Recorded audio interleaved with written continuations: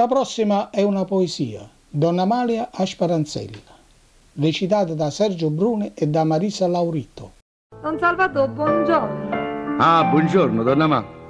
No, io sono alterata con voi e non devo darvi retta. E perché, donna Ma? Forse perché non compro i vostri panzarotti e le vostre paste cresciute. Ve l'ho detto, a me la frittura mi fa male. Non la posso mangiare, sono malato di fegato. No, non è per questo. È che da un po' di tempo il nostro Don Salvatore non ci tratta più come una volta. Prima Donna Amalia di qua, Donna Amalia di là. Pareva che Don Salvatore un mommo si squagliava. E qualche volta si scordava pure del mal di fegato. Ma lo sapete che mi avete promesso una poesia? Vi sbagliate, donna Amalia. Mi accusate ingiustamente, perché io la poesia ve l'ho fatta. Ah, sì?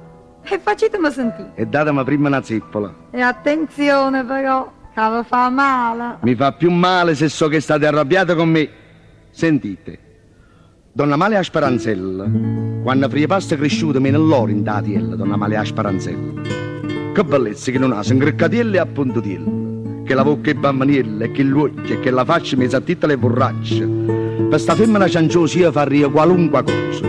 Pisciatella addiventasse, rindociore mi avutasse. Ma afferrasse sta manella, ma me lasci in tatiella, donna Amalia a Sparanzella.